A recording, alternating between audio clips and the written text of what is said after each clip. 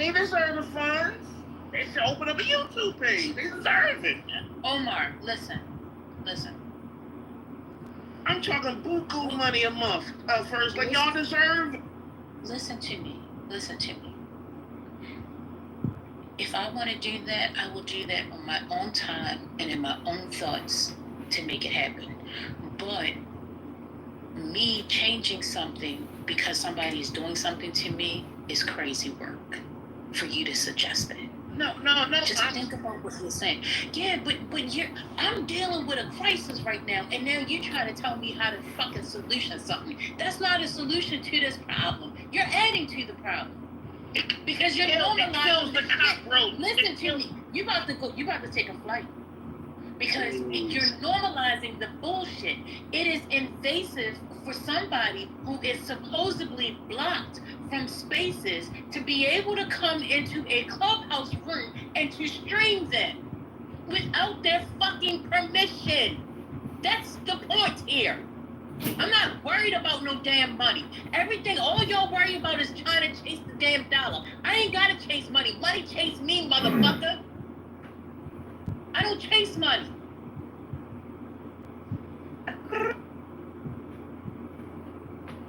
I'm just saying, man. Listen, I'm gonna just say you in a minute. Listen, take your drunk ass somewhere and go lay down. Cause that's what's happening. One song only.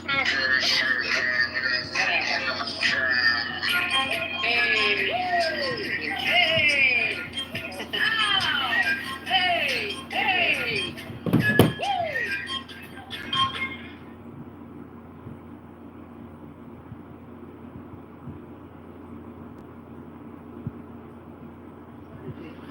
Yeah, because that's the thing. I don't want. Sorry, I'll say this and I'll mute up. I just don't like too much power given to the West because I think it undermines the countries. And by the way, everything you said, Layla and Sajia, I hope I said your name right. This is the nuance that I think the Western media doesn't even talk about, right? Like the people that come from those countries, like you guys are speaking from understanding how these countries work and stuff like that, right? When you watch the media and stuff, they don't know how to talk about this. They miss that nuance, right?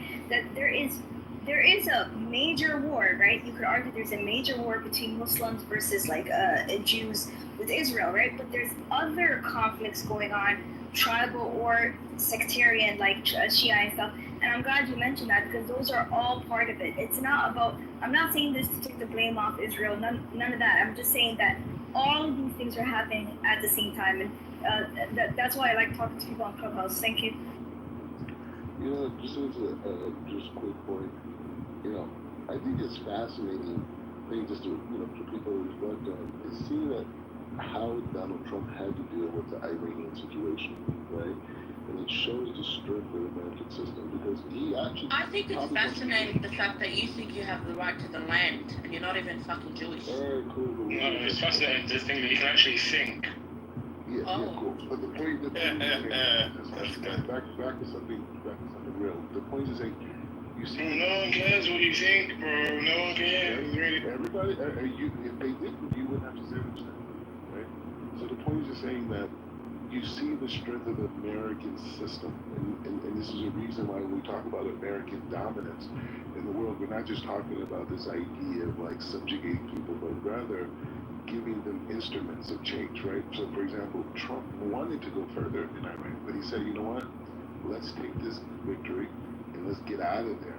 Midterm elections are coming up. I don't want the Democrats to weaponize this war, blah, blah, blah, blah. So just get in and out. We did damage and everything's good, right? Because we need to keep our congressional seats. So the point is to say, this is the power of the American system. That no single authority, right, is going to be able to be a dictator. Right, and I think that's what you guys. Talk about dictators, Black Rabbi. You use the words power and dominate, and what was the other word you used? Anyway, something like that. And the thing is, you're all about this dominating, authoritative, taking over, having others submit to you. No. And you try to, and it's as if you're doing it yourself, but you're not. You're only a cog in the machine. You're not relevant. in the grand scheme of things. But maybe you not. want to make yourself relevant. Not It's not working. until he becomes president. But that's not the point. The point is here not talking about my relevance, right? What we're saying is looking at the mechanism of the United States government, the most powerful force in the world. And I just There you go, guys, power. you guys should not be scared of American dominance. And in fact, American dominance frees the Muslim in the Middle East, right? Frees the African, right? So this dynamic of fear of American power, you think this is like colonialist, Britain or something. You know what I mean? No, we coming with free market system. We're coming with music. We're coming with fashion. We're coming with new technology. We're coming with AI. Music, fashion. So we're coming. Black Rabbi, technology. Like the world is creating their technologies now. You're not coming with anything. Hold on, there's Spanish music. You definitely can't dance. You know, fashion, you can't dress. Come on, man. You can't dance. You can't dress. You like. Yeah, but you got to look at that. You got to think about that line. We're bringing music. We're bringing fashion. Now, if I'm saying it on TV, the American public understands that. See, you're laughing at it. But the people that I'm going to be talking to on television, they're going to understand that line. That's going to mean something, right? We'll try it, test it out, see if it passes, and then come back and let us know.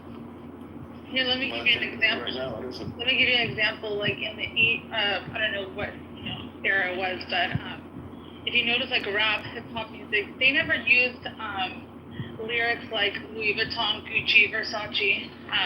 That was all a role for the like luxury branding to not go bankrupt. So if you notice, like all of a sudden, and all these rap songs have like these designer labels, and who's the second richest man in the world is the gentleman who owns LVMH, Louis Vuitton, which is like a lot of brands under it. And so yeah, they do use branding and fashion to manipulate and to get these billionaires even richer. So and that's not even an American company, Black Rabbi. That's not even an American company. Yeah. Yeah, but that's a very important point. The beauty of the American system is we don't have to own everything. I mean, I know Trump's tariffs give that impression, but the fact that you're participating in consumerism, that's it. That's the war. Once you agree to consumerism, we have now your society. Speaking of consumerism, can you buy a new mic?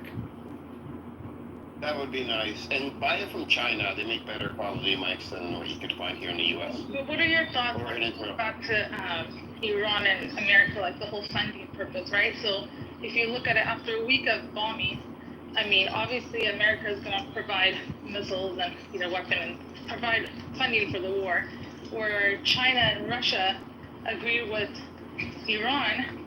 So do you think that was a threat, or do you think that plays a role or not? Is that a question towards me or someone else? Well, just everybody in general, because I feel like anyone with a mic. You said Iran, what again? Sorry again? I was saying how when they came to an agreement, China and Russia, would support Iran, let's say if they went into war longer. But if you realize America will be providing nuclear weapons and all that stuff, they don't lose anything. If anything, it's the taxpayer monies, right? Or do you think it was a threat to the Trump administration when China and Russia agreed with Iran? What do you guys think? Trump would agree. I don't know if you heard in the middle, 6 months, a year ago, right? During this Ukraine war, whatever, a lot of people were saying is Trump is begging to put the Russian leader. So I don't know. What do you guys? Edward, was it you or something? Remember we talked about this, right? About 3 months ago, 4 months ago, or something. About Ukraine, Trump. Trump was pretty much on his knees for Russian leader, right? Yeah. Well, Trump foolishly made it a campaign promise that got him into the presidency, and then of course Russia is maximizing that leverage And so, despite what the West says and the U.S. says how Russia is losing, if it's losing, why is Russia in Ukraine, not the other way around? And why is Russia not, and they are offering to sit down with Ukraine. I don't think Russia wants to give the win to Trump, is what the issue is. I don't think that they want Trump in the middle. They want to, they want to go through Ukraine directly. So it's, and keep in mind it was the U.S. that stopped the ceasefire agreement between the two countries in 2022, along with Germany. They were sitting down. Russia gave them a great offer. They kept some of the one of the provinces at their border that is Russian, basically. And as long as they didn't join NATO, there would be no war. They would stop the war. And and Zelensky initialed the ceasefire agreement. It's like hundreds of pages long. Permanent agreement, by the way. And you initial it, and then you sign the whole thing. Before he signed it, the U.S. and Germans got involved and told him, no, we'll give you all the weapons, all the money, everything you need to go to war with Russia. And it was just to keep Russia busy. It was just to keep them busy, because Russia is aligned with China, and so but that's nearing its end.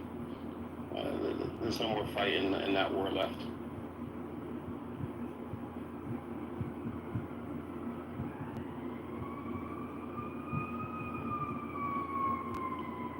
Here's something I did hear, Amir. This is from a friend of mine. Her brother went to Poland to visit his family, and she was worried about him, when he came back. But and I don't know why. I gotta look this up. I forgot to look this up. They're forcing people outside of Poland, Polish people that come to visit. They're forcing everybody, conscripting them into the military in Poland for some reason. I'm not sure why. You think they're preparing them for a possible war with Russia?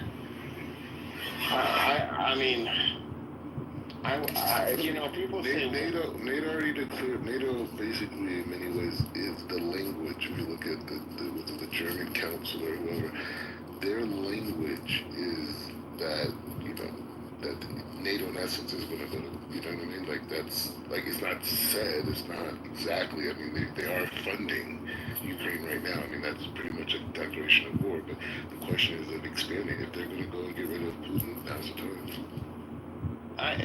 It's easy to say this country is going to go to war with this country, A is going to go to war with B, but Poland is a large, fairly developed country, and they have to weigh the risk. Do they want their infrastructure destroyed?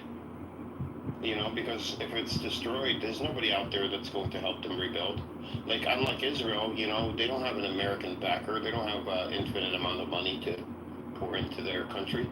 So I don't think they'll go to war. Of American money. Poland is developed. I wouldn't say fairly developed. It's a developed country. I think there's like 3 cities in Poland. It's very developed. Yeah, I said fair. I didn't say fully developed. No, it is. It's like yeah, seriously. Yeah. Oh, okay. Well, there you go. A fully developed country. The more developed you are as a nation, and of course, depending on your size, I mean, it's a fairly large country. The more you have to lose. I mean, it would just. You don't even have to. Poland, you don't have to beat Poland. You could just destroy enough of their, infrastructure. You destroy their economy. You destroy Poland. That's just for any country. So, it's not that easy that this country will go to war with that country. Even if you win, you could still be destroyed. No, but I agree with you. But what I'm saying now is just like it's a massive consolidation of power and interests, right? So just saying like what and this is the sad thing. It's like you guys talk about Iran and you guys are defending them. It's like this is crazy, but the reality is like everybody wants peace, right? All the Gulf states. No, we just defend any country that attacks Israel. Yeah, that's it. That's it. Yeah, fuck Israel. Right? So Israel's definition of peace is firing at Iran first. Yes. That makes sense. No. Well, when it came to Gaza before this war here, they went to warn people that they're going to bomb a building, apartment building. Hold on a sec, hold on. Teddy, to warn them before they dropped the big bomb, they would drop a small bomb on the building. I'm not even joking. And they call that's the warning. That's the warning bomb for people to leave the building before they drop the big bomb on the building. And so if everybody leaves the building, then why are you bombing the building to begin with? But anyways, I mean, I just found that. They called it the knocker. The point is saying the Gulf states all one piece, right? Jordan. It would happen without Israel. Jordan, Egypt, Syria, Israel. Everybody wants to unify. The only people Not unify. They don't want to be one nation. What are you talking about? Israel's like that, but that kid in the playground is not welcome in any circle. No, he's like that. He's like that dirty old uncle. No, but you know those people like will do anything to be friends with a group of popular kids, right? That's what Israel's like.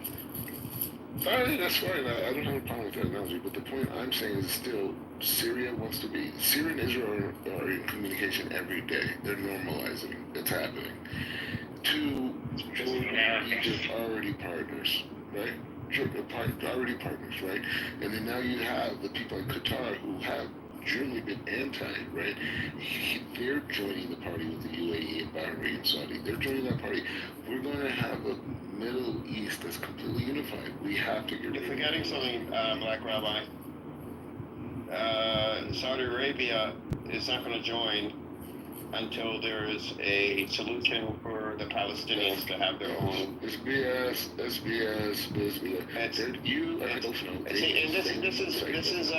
this is where your peace theory. I know that. This is where your peace theory falls apart, because you're fine with peace with other people, but then you're fine with massacring human beings. And so you see how you took. You see how you took my position. Yes, his definition of peace. Well, Grandma, your mentality, it's the same as Hitler, right? You're the guy who says Hitler. Let's have peace in the country, and let's wipe them all out, and then we'll have peace. I want to point out with Edwards. And it's not BS either, because this is what Saudi Arabia's position has been for 2 years now. Yeah, but they're doing business with everybody. It's working, okay? But I'm saying... No, they're not joining the Abraham Accords until... And Trump even said this the other day. They don't need... And Netanyahu said this the other day. Yeah, everybody knows this, but you don't know this? That's talk. It's just talk. No, you have wishful thinking. See, you don't want the Palestinians to have their own, and you have this wishful thinking that we're not going Why do I have anything against the Palestinians? Why are you saying that? Because you're evil. Why you're sick? So I'm evil. You don't, of course, you don't think I think you're decent. Of course I think you're evil. Okay, but this is the root of your argument, and this is how people need to be educated about this argument. You take the fact that I said that Palestine, there's going to be no state created whatsoever. Everyone knows that, right? But they have to say these things because of the political climate. Everyone knows that. The actions prove it, everything, right? So the point is saying, so you take that position, and now you say you hate Palestinians, you want them to be murdered, and this whole thing, and that is the intellectual dishonesty, and that's the... Black Rabbi, is this the first time you've been in this room? Wait. That's the emotional weaponization that you guys use around this cause. And anybody, oh, you're a baby killer. You're a baby killer. Are babies not being killed? No, but this is the point. So the dynamic is saying that you guys weaponize emotions, and you use it. You weaponize weapons and food. But the American people need to understand these arguments. That's my only point. They could decide what They understand. That's why they're not with Israel anymore. No, they don't understand. I have to educate them. Okay, go do it right now. Leave us alone. Calm down. The point is saying you guys use emotional weaponization to control people around your cause. It's a form of intellectual terrorism. We don't have intellectual terrorism. We don't have to control emotions. We don't have to control emotions, Black Rabbi. We don't have to control anything. Actually, all people have to do is turn on social media and look at the videos that are coming out. That's part of the brainwashing. That's part of the brainwashing. That's part of the brainwashing. We didn't put the videos up there. Can I The Israelis did. The IDF did. Edward, can I ask a question, right? Oh, go ahead. There's a movement within the MAGA, right, that doesn't like war right now, right? So let me ask you a question, right? Just pretend, I don't know where you're from, but just pretend you're American right now. Would you want Trump to put you? Okay, would you want Trump to put you into a war? No, hell no. No. Hold on. No, we're $35 trillion Maxie, in Edward, debt. please. We're $35 trillion in debt. Right, okay. Forget the debt aside, right? Would you want to go into war that Trump told you to go into with let's say another country that could be less powerful than you? It's a simple question. You wouldn't want that, right? No. Okay, so let me ask you a question, right? Prior to October 7th, right, there was mass protests against Hamas, right? So let me ask you a question. Is it fair that Hamas forced the Palestinian people into a genocide conflict that they knew they probably likely wouldn't have won? Do you think that was fair to them? I'm asking him a question. No, we were already in a slow burn genocide to begin with. No, I'm talking about Hamas making that decision for Palestinian people to start a conflict that they would not win, or a genocide, whatever you want to call them. Okay, before October 7th, October 6th, and before, Palestinians were already being genocided. Fair enough. Anytime. Culmination. Sure. This is the culmination of what happens when you go to genocide. I agree with you. And I agree with you. There were conditions prior to October 7th that there was always problems in this region, right? I agree with you. But what I'm saying is Hamas took out all their enemies, right? And they monopolized representing the Palestinian people. And they started, maybe that's the wrong word, right? They responded. Took out their enemies. Yeah, okay, is Israel not their enemy? Oh, okay. I don't understand what you're saying. Go ahead. My point is that look, I think you're thinking that I'm saying that it's not justified or anything. I'm not making the moral part of the conversation. That's what Black is trying to avoid. Took out their enemies. I wasn't sure what you meant. I'm just. It's a simple question. It's like, did Hamas make that decision for the Palestinians? Did they ask all the Palestinian people that they were going to, get into a conflict, whether it's for a morally good cause or not?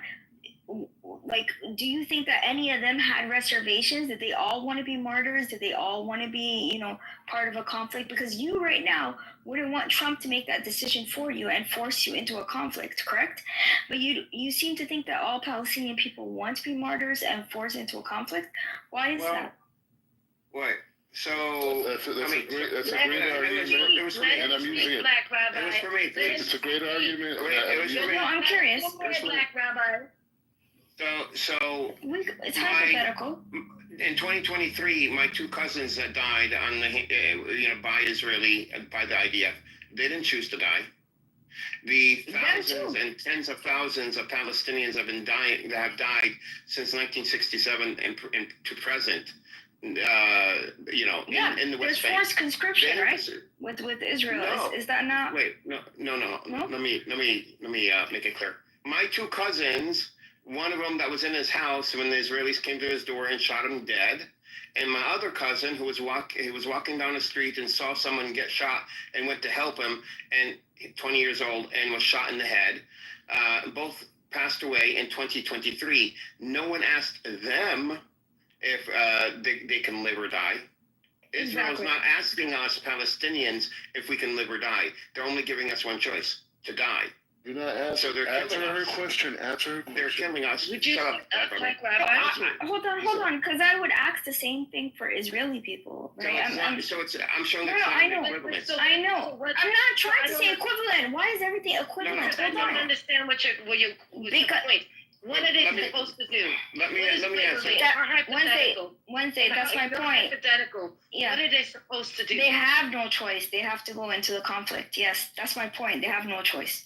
That's what happens, right? When you're not under a democracy, right? But hold on. No. That has something to do with a democracy. Or not democracy, or any regime. If it were, no. You know Let's what say I'm saying? hypothetically, Palestine was a democracy, but It doesn't have to be a occupied by- democracy. Yeah, I'm not. by Israel. Okay, it has nothing to do with. I never and said you don't that. go up- I never said that they have to be Okay. under Israel. No. That's you not said my you used the point. word democracy. No. I feel like Wednesday, can I talk, making please? it seem. I feel like you're making it seem that. Wednesday, yeah. I feel like you're making it seem as Mhm. if they're killing their own children. Like even what's his name down there? I feel like you're agreeing. I never with said that. right now. No, I never did, because I'm gonna make the same argument. I'm gonna make the same argument on the other side, right? So Israeli so people, what are you annoyed? right? No, hold on. I'm asking hypothetical questions. I don't want to. This lady ask questions so we know what she's talking about. Yes, thank you. Okay, so it's just questions, please. So with Israeli people too, right? Because I looked it up, right? There is a lot of like, I think they have like this mandatory conscription, right? Where a certain age you have to be a part of the military, right? And this is why there's been a lot of backlash against Netanyahu as well, right? Are we assuming, right? Because we're from the outside, right? Maybe Edward, I don't think you are, right? But for the rest of us who are from the outside, are we assuming every Israeli supports Netanyahu, and are we assuming everyone supports Hamas, or are these kind of situations in a way inevitable, like this clash that ended up happening, right? And so my thing is that what I don't get with people that live in America and other countries is that you don't want war, you don't want Trump to send your children into war, but yet you are cheering for other countries that don't have a say, really. They really don't have a say. In Sudan, in Palestine, in Israel, in Syria, in all these countries, they don't have a choice. Exactly. So I'm not trying to paint any group as, as same with the Houthis, all of these people. I have family in Yemen as well, Edward, right? So my thing is that they don't necessarily have a choice, right? This is what all I was trying to say. I'm not trying to paint one group or another. This is just their destiny. Where I would clarify with you is the difference here is, when war is brought to us or brought to a people, any people, how would they react anywhere? If the same thing happened that has happened to the Palestinians, has been happening for decades to the Palestinians, happened to any other group of people on the planet, would they fight back? And because they're not Palestinians, they do fight back, but they're not they're not how should I put it? They're not. It's not portrayed as, oh, they must hate the people that are trying to kill them. They must be, they must hate them. They must be racist. They must be doing it for religious purposes, not because you're literally attacking them. But with Palestinians, for us, we hate Jews. We are barbarians. We're savages. Every excuse under the sun, except literally the occupation and the people that are attacking us as a reason for us attacking back or being violent against them. And so that's what I wanted to clarify. That is a distinction. Unfortunately, it's a distinction, a double standard that the world places on Palestinians that is not placing on other people. We know why the Sudanese are fighting. It's not because they're racist and barbaric. We know that people are attacking them. We know that outsiders are involved, and no one questions it. Like, no one says that the Sudanese people are bad people for fighting back. No one says that. Edward, I mean, Afghanistan as a prime example. You have a British go 3 times, Russia and America, they never all went for strategy to win that war. Afghanistan had nothing to do with 9/11. I mean, that's a prime example of the generation I think all of us can relate to. And they didn't give up. They sat their puppets in the government. They fought, and they fought to the end. I mean, until 3 years ago, Afghanistan was under, a certain occupation. And now Afghanistan is like free from the evil, from the Zionists. You talk to the Taliban, they say, my fight wasn't with America or Russia. Our fight was with the Yahud and al-Sarah, which is, they're going based off what's in the Quran. And that's what the fight was, and they didn't give up. Yeah, Edward, the question is, were the people in Gaza, did they make the decision for October 7th? He answered the question. I answered it. He answered the question. The decision was made for them by Israel. He answered the question. If you don't like the question that's answered, that's your problem. That's a you problem. The decision was made by Israel and Hamas. I don't think it's right to just say Hamas is not one group. It's not one group. It is made up of at least 15 resistance forces that have come together to work under one banner. I'm not taking away from it. So to be clear, were the He people... answers the question. Yes, but no, hold on, Wednesday, right? Because I think the conversation now is shifted into whether it was a just war, right? I think that's what you're trying to say, right? Was it justified? You're making me lost. The way you think is making me lost. Because you're a type of person that waffles a lot, okay? You waffle a lot. That's not my intention. Is it a just war that you don't want to be oppressed and suppressed? Hell yeah, it's a just war. Wednesday, let me ask you a question, right? Are there other oppressed people? What does that got to do with the price of tea in China? Yes, in the Congo, there is. Yes, in Sudan, there is. Yes, so if you were oppressed, you would go to war? You would go to war, right? If you're oppressed. Like people did. Hold on. Fair enough, Mike. When America won Puerto Rico after the Spanish-American War, Puerto Ricans resisted. They resisted to the bitter end. What is wrong with resisting? Do you have a problem with resisting? Do you think that everybody needs to just put the white flag and says, no? So we need to take it up. We're just having an intellectual discussion here. Okay, that's not so far. Yeah, I'm not trying to. I'm not trying to confuse you, or it's like I never made a moral argument. I didn't paint one group as bad or anything. I didn't say any of that, right? My group of people also resisted, right? So you know what I mean? So I'm not trying to paint Palestinian people. I think the problem is there's been so much coverage that anytime people talk about this, people automatically assume that you have this type of opinion. I'm Muslim. My people are painted as savages too, and so I understand. Right. What I don't understand is what your agenda is. No, we understand what she's saying. No, he's not talking. Can I explain Wednesday what I mean? And I'll tell you what I mean. You have people in America. Oh my God. We have people in America, okay, who are anti-war, right? Who want to cheer on Palestinian people, right? Or whatever. And for me, the reason it rubs me off the wrong way is because they make it seem as if people are enjoying this, or that they're like, and it's like, this is the fate that was like put on them. This was, what did Lincoln say? There's a time for war and there's time for peace, right? And my thing is that the people who are very anti-war in Trump, that group, they don't want war, but they want to cheer on other people. This is the modern times we're in, where we don't want to fight our wars, but we're willing to finance other people to fight our wars. And I think that's cowardly. I think it's cowardly. America has been doing that for a while. Yes, and that's the issue I have. I've always had more of an issue with America. I'll be honest, I'm biased. I have more of an issue with America. I have more of an issue with these rich countries who are using Ukraine, Palestine, and stuff as cannon fodders. That's my issue. That's my bias. Well, yeah, the reason why America is using Ukraine is because they want to destroy Russia. We know that Russia, and because Russia's an enemy to America, and they figured if they take out one, then the only thing they have to worry about is China with Taiwan. Right, but do you see how you rationalize this without getting emotional and thinking? I could have, you know what I mean? Like, someone could have said, well, you know, well, what do you think of Taiwanese people? They're not savage, I mean, you're able to talk about I it. didn't understand why you asked.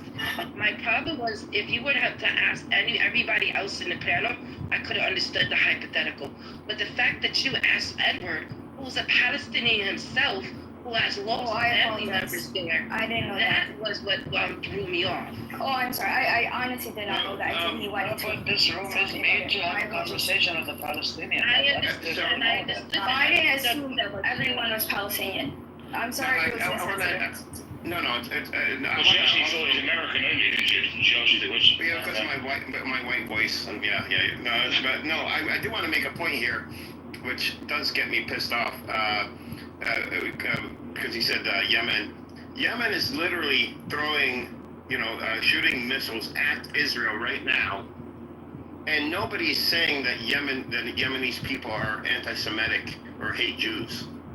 Nobody's saying that. I haven't heard that. And Yemen got into this with Israel because to support the Palestinians. So Israel wasn't directly they weren't attacking Yemen, but Yemen decided to attack to support Palestinians, and nobody's even saying anything about them and saying that they're not. I think that they're anti-Semitic. I mean, there's Jews in Yemen, but nobody's saying anything about the Yemenis people hate Jewish people. No, I think they do. This is a religious war. This is religion, and we need to kill them because that's what Islam says, that we need to kill all the Jews.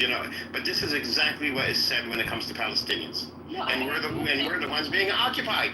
I think that the Yemenis, anyone who talks about what's happening in Gaza right now, they are getting the smoke from the Zionists. I don't think it's just exclusively for Palestinians. I get your point, but it's not necessarily true because for me as someone who's not Palestinian, when I speak about that kind of stuff, I do get this whole you hate Jews and you're anti-Semite. I don't think that's fair to say, to be honest. No. In that respect, you're right.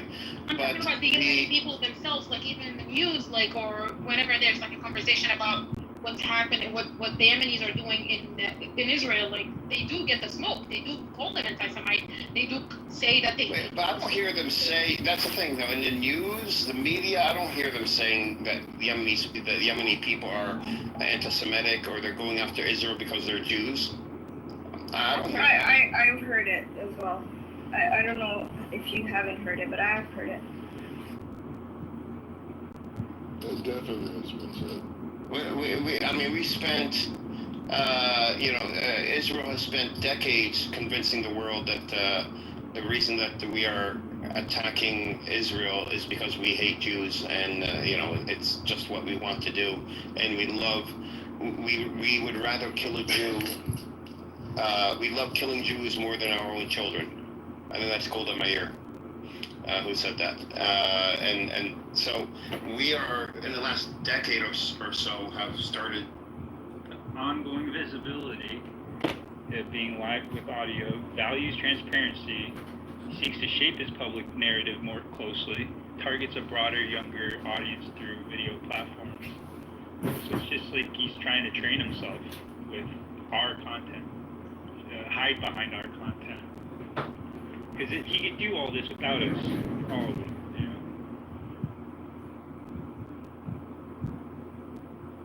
Yeah, we need to get ahead of this and nominate someone. This is ridiculous.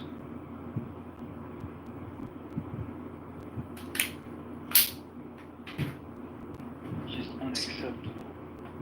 Speech is happening right now. I mean, it's 21st century slavery. What are you talking about? I figure out. He's trying to win. Who is he? This dude that's running for office, John Kitover on Clubhouse. What office? Is it a federal office? Is he running for president? What's office? Nothing major, I believe.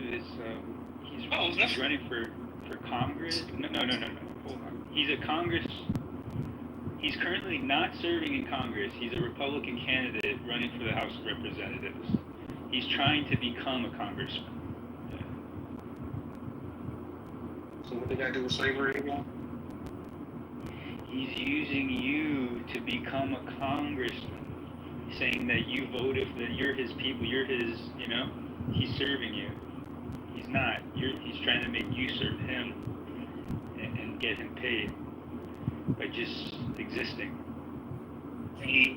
So, according to YouTube, take my vote away? It's like the laziest thought pattern any white man's ever had in 2025.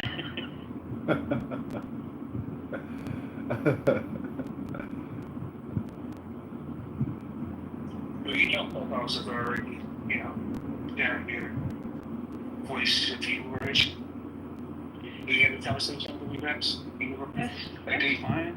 Yeah, but I mean, nobody else is trying to become president over it, over my opinions and views, or your opinions and views, or anyone else's.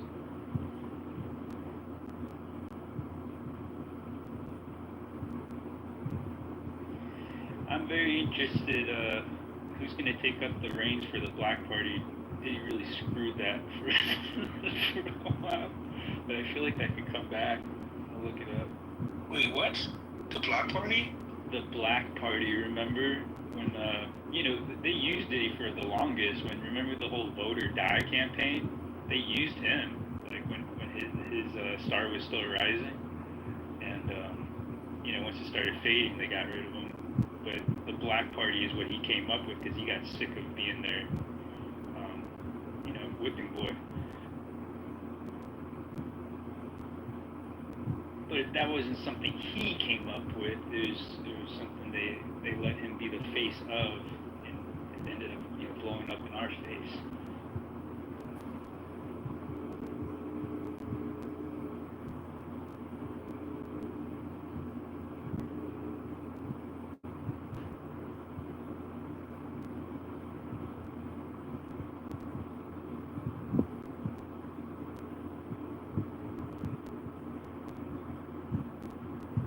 So I discovered something that's going on crazy that there are some Black Hebrew Israelites who are doing this thing called church blitzes, where they are like getting together in groups and just bombarding churches during service. Anybody heard about that?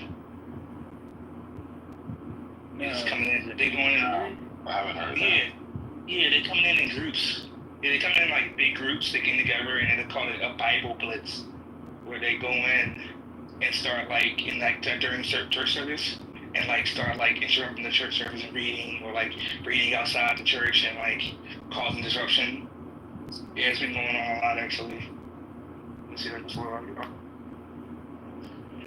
Yeah, they going in they starting to use their hyper aggression and actually attacking churches. Not physically, but. Doing a regime change, sort of. Yeah, that makes sense. That don't make sense at all. It's actually very dangerous. And they don't run up on the right one, though. They can go to Ashland's church. That's a fact. That's a fact. Don't do that shit in Texas. Yeah, I'm in Texas, too, so... I've never seen them here, though. But, yeah. Like I said, they don't run up on the right one. That's wild, though. But I think they know who to go to, too, I think... Yeah, one thing about them, they pick the right areas to be out at too, right? They pick the right people to curse out, and they're not. Yeah, they're very strategic with it, but also too So I just feel that is interesting. Thank you for sharing that. But I was X, Y, and Z, and when I said, well, wait a minute, hold up, he didn't say it again. So, he was just repeating what someone else had put there. Obviously, when he followed you, y'all followed each other, it wasn't he had that information ahead of time, right? A lot of times, people on the app, may not know that information because they may not be in the same spaces that you're in. But now that he was in politically correct, somebody put it there, now he knows it, he was like, well, I just want to know. That's why he was like, because if in fact he is a sex trafficker, He didn't say that you were. He said if. No, what he said was, his exact words were, I heard he's a sex trafficker. Let me address that real quick. For all you pseudo-intellectuals. Anybody who's a sex trafficker or is convicted of sex trafficking, you're in the sex offender registry. I will give anybody, this is my word, Raj, I'll give you the money, I'll sell it to you right now. $5,000 cash if you can find me any sex offender registry. But people love to grab the lowest fruit, see? So here's the deal. I get it. I trigger some black people because I have race relation rooms. Right? I get it. But why can't you stay on fucking topic? Why do you have to grab the lowest hanging fruit? It's enough. I said a comment, Lady G, and I meant it. The cracker in the corner, in my opinion, the biggest problem in the black community is the lack of communication in the black community. Oh, that set people on fire. But that didn't stop Sweet from giving me a fucking hand job under the table. Or Moose, right? I say this, Lady G, respectfully, not to you, but to anybody. People want real until real shows up. Then they don't know what to fucking do with it. But let's slow the train down. Let's slow the train down. Because right now, what I don't want is for us to have a all-out brawl, kind of situation. I would rather have a conversation with you personally. Now you're on the stage. I don't do all this performance stuff. I wouldn't even come in here, to be honest with you, because I don't like all this. It makes me nervous, to be honest. Patty, just because people think that they know things doesn't... I'm sorry. No. Lady, just because people think that they know stuff, okay, doesn't mean that they need to repeat it. One of your married mods has been having an affair with 4 different men on this app. Do I need to open up a room and have that conversation? Adams, we're not going down that lane. Look, I don't care what they do politically correct. I've supported that space since day one. I've shouted them out, and I shouted them out for 2 reasons. Here's my 2 reasons. First Lady and Patty. They've been my friends for years. They've always shown me grace and space. But let me tell you something. I invite you to my house. You come in. I feed you a steak dinner. I come to your house. You make me eat at the garbage pail. And that's exactly how I felt. See, that's exactly how I feel. I was abused in that space. Shame on that house. And you say you don't want to know how it war? Well, I didn't bring the smoke. Well, wait a minute. So who wants smoke with you, JB? Nobody, Craig. I promise nobody wants smoke. Listen, here's the thing. I nor Patty was there. That would not have went on if it was. When I arrived, whatever had been said ahead of time, I cannot change. But moving forward, when I got there, I shut it down. Period. That's it. That's all. You have been my friend on this app since I've been here, since I've known you. We've modded spaces together from the beginning, and that will always be. So, please don't allow whatever has been said there, at that point in time, to impact how you feel about politically correct, because I understand, whatever happened, Patty nor I was there to be, or to stand on what politically correct is all about. Does that make sense? Yes, let me say something here, Lady G, please. And I just need you to read up. I'm getting a little feedback. Sure. Thank you. So let me say something. And I'm going to ask everybody on the stage, please respect me so I'm not saying this. Every time I open a room, I always in my mind say, I got to keep this room from getting this house doxxed. I owe that to my friend Roger, who gave me the ability to open these rooms, who saw something to me I didn't see. See, I was opening rooms on my own. He invited me into his house. He's like, bro, I see something you don't see. We don't always agree, but we're always respectful. So when I open these rooms, I try to get... One thing I will say, I let everybody speak. Listen, I know Sweet hates white